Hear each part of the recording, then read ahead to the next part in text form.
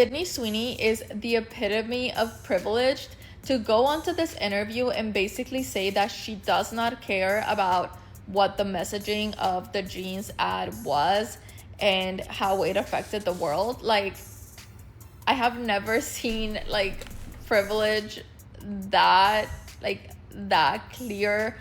Honey, you've got a big storm coming. Ever seen privilege that clear? You need some glasses to help you see better, because I see this stuff every day.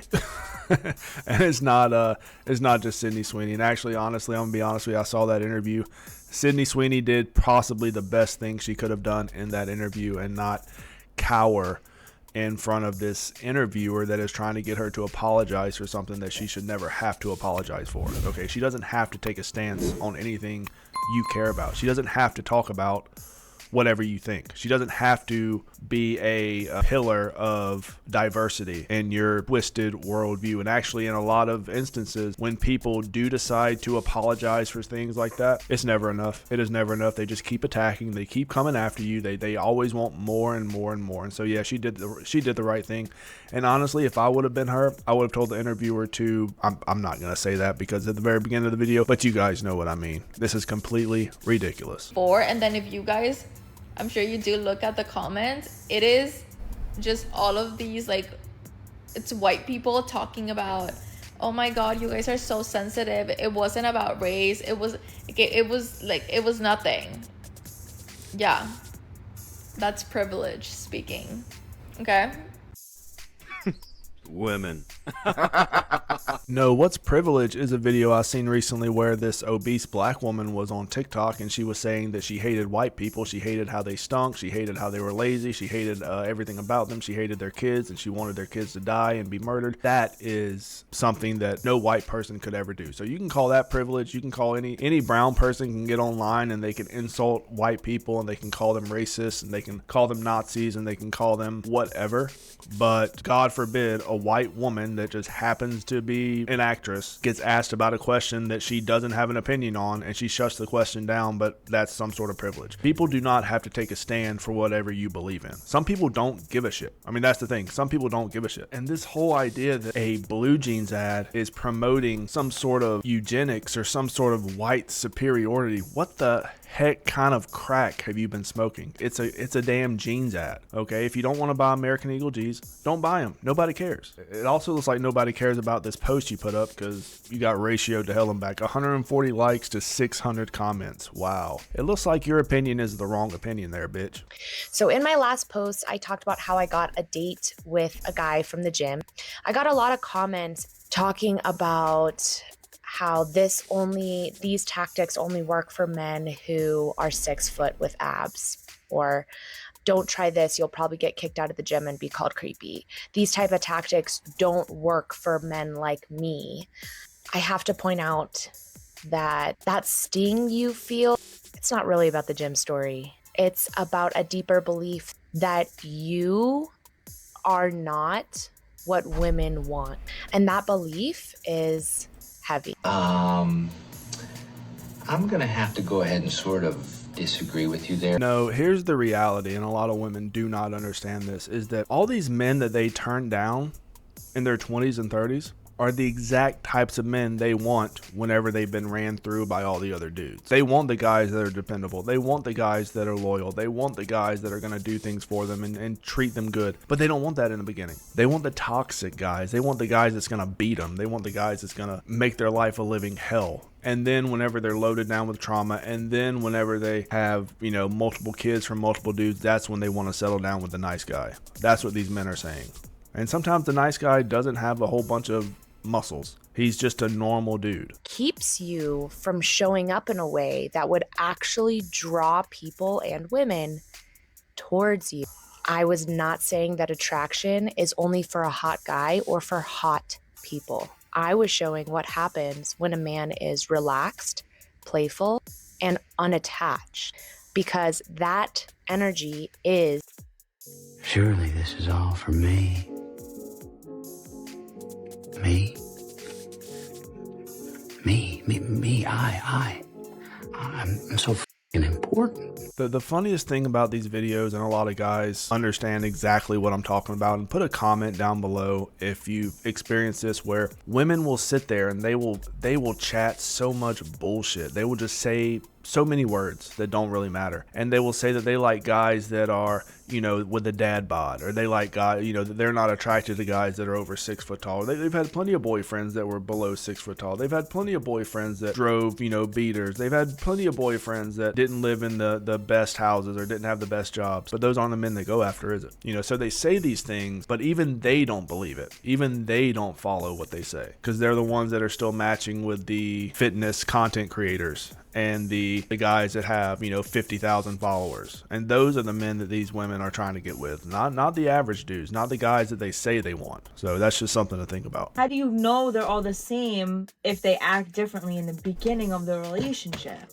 And then like a couple months pass and they're a completely different person that they pretended to be in the beginning. I call upon all nations to do everything they can to stop these Thank you. Now watch this drive. But what happened though? What happened to make them different? What did you do? Because a lot of guys will see women and they will date women for a few months just to get in their pants, and then they are a different person. So if you're dating a guy, let's say for a month, and then you decide, okay, well now's the time to, you know, let him crack me, and then he, you know, he hits it, and then he's like, yeah, I'm good. Then yeah, maybe that guy's not a good guy. Maybe you should have not let him hit it. Maybe there should have been more of a commitment before you gave that to him. A lot of women don't understand that men do change, the wrong types of men. If this guy was a good guy, he would have respected your wishes and said, you know what, you want to be celibate for 6 months or whatever, that's fine. All the guys that don't want that will go away, and the guy that has no problem with it will stick around. And obviously this doesn't apply to women that are like 55. I mean, look, you're toast. Okay, so I used to very much be the type that was like, I would not go on a coffee date because it is so informal and I do not want to come across as being low effort. But a while ago, I went on a date, and it was a dinner date, and I was stuck on that date for 2.5 hours-ish, and I literally realized within the first 15 seconds that I did not vibe with this man. The guy that I want is a guy who likes hugging more than kissing. And you know what? Here's the thing. The first date should be low effort. Why is a guy taking you out to dinner on the first date? It just doesn't make sense to me. It does not make any damn sense to me, okay? Coffee dates, walking dates, sit on a bench in the park, you know, have a picnic. There are so many other dates where you can just sit down with someone and see if it's worth your time, see if it's worth your money, see if it's worth your effort. And for men, they are quickly realizing that if a woman expects a $300 date as a first date, then this woman is just, she's not worth it. She's not worth any of that. It took so much of my energy to stay at that dinner date and like be present and like have a conversation with this person who was a complete stranger, and made me realize like, okay, maybe I really don't mind coffee dates, quick little dates. I ended up going on a smoothie date with somebody else a couple weeks later, and it was so much better. And like, even that, I was like hesitant because I'm like, oh, like I'm literally coming from the gym, and like he's like, no, like we'll just go grab a smoothie really quick after the gym. And in my mind, I'm like, oh, that is so like low effort. Like I don't want to do that. But then I was like, you know what, whatever. I'm just gonna go with it. I'm gonna go on the smoothie date, and it was great. It literally was like 45 minutes. It allowed me to like catch a vibe for this guy to see if I wanted to go on another date with him. So I've had so many first date, you know, when I was dating years ago, I did have so many first dates where I would do, like she said, smoothie. You just go get a smoothie, go get a drink, go get a fruit bowl. You know, there's a little place where I live where they have like fruit bowls and snacks and stuff. You can order like a boba tea, you know, coffee dates. I don't call them low effort dates. They're easy dates. Very quick, very easy. You get to talk to the person. You get to see them. You get to see their face. You get to see how they act in a public setting without the pressure of like a dinner and, you know, waiters and a restaurant. It's just, it doesn't make any sense why women would want to do the expensive first date unless they're just trying to squeeze money out of you and squeeze a free meal out of you. I'm currently sitting at one of my favorite spots, and every time I've come here, I've always reflected on my life. And I last came here when I was first starting to date my boyfriend, and you know, and all we can do is pray for her. But still, it's This is real shit. A little yap about dating in your 30s. Lady, you're 30? You're in your 30s? Are you like 39 and a half or something? Holy sh! This woman did not age well at all. She's got to be older than 30. Figuring out like, okay, I think this is the real deal, and just being 35 and wanting to find love so badly, and always hearing people say, oh, it's gonna happen when you least expect it, happen when you least expect it, but like, no, that's actually not the reality at all.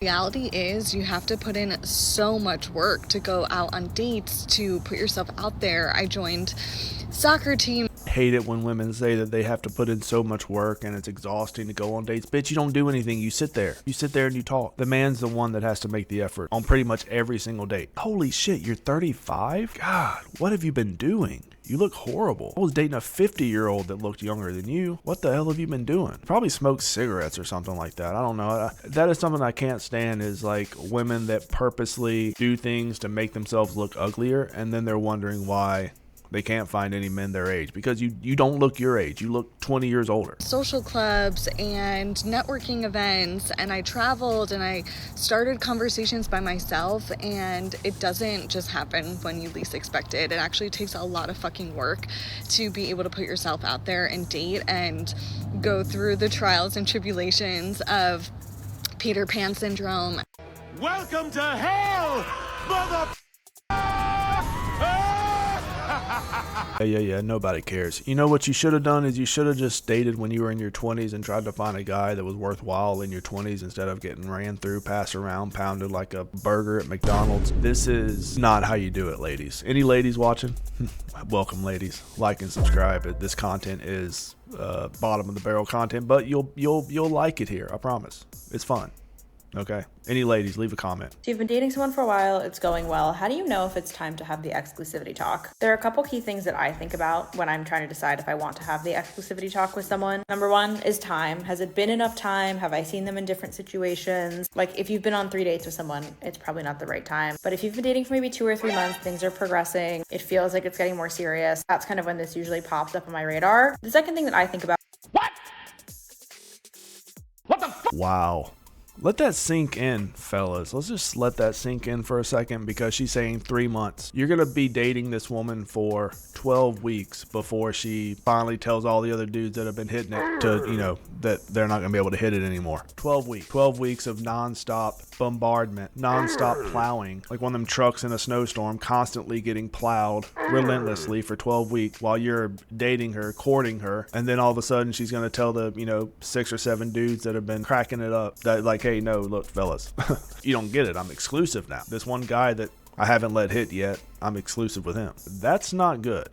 That's not good at all. I would actually recommend doing the opposite of that. How would I feel if I saw them or heard about them going on another date? And like, if the answer is, yeah, I'd be a little bit bummed out, but like, I understand we're both still getting to know each other, it's probably way too early. But if my thought is, it would be really fundamentally upsetting to me if this person was seeing other people, that's— Stop it. Get some help. How would a guy feel if, let's say, you're dating this chick and then you find out that she's, getting her back blowed out by a couple of dudes every weekend? Because that's what you're talking about here. I mean, these women are getting constant matches on dating apps, and you're like, oh, I can tell you right now, if you're dating an average dude, he's gonna be exclusive to you, because there ain't gonna be any other woman that's gonna be dating him. So I think women should do the same thing. Date one guy at a time, one dude at a time. Not 7, not 8. As long as you accept the date, you're exclusive. And then if the date doesn't happen, or if the guy falls through, then you can start making phone calls to all the dudes you've been letting hit raw all these years before. That's your call. Is something you wish girls understood that guys are thinking? If you're a girl and you approach a guy, it's like a 100% success rate. I'm like, no cap. If you're a girl and you see a guy and you like walk up and like say hi or something and point out like you're into him, there's no way you fail. There's no way. I think that he is partially right. I think that if a woman is just feminine, not morbidly obese, nice figure, no crazy haircuts, no blue hair, no fucking bull ring piercings, no crazy tattoos, just a normal woman walks up to any average dude, yes, absolutely. I would say it's 100%. Now, if the woman is morbidly obese or she's done some stuff to her face that don't make her face look good, she kind of looks like she's deformed. And some of these women get this stuff done to their face and look deformed. They got these lips that look like they're about to explode, and their jaw is all. Women think that looks good, but any normal guy will look at a woman that has all that stuff done to their face and they're gonna say, you know what, nah, I'm gonna pass. That doesn't seem like a good time, doesn't seem like a fun time. It seems like a headache, and a lot of women that are very insecure about their appearances are going to bring those insecurities into a relationship, and they're going to bring those insecurities into a man's life, and that is the last thing any of these men want.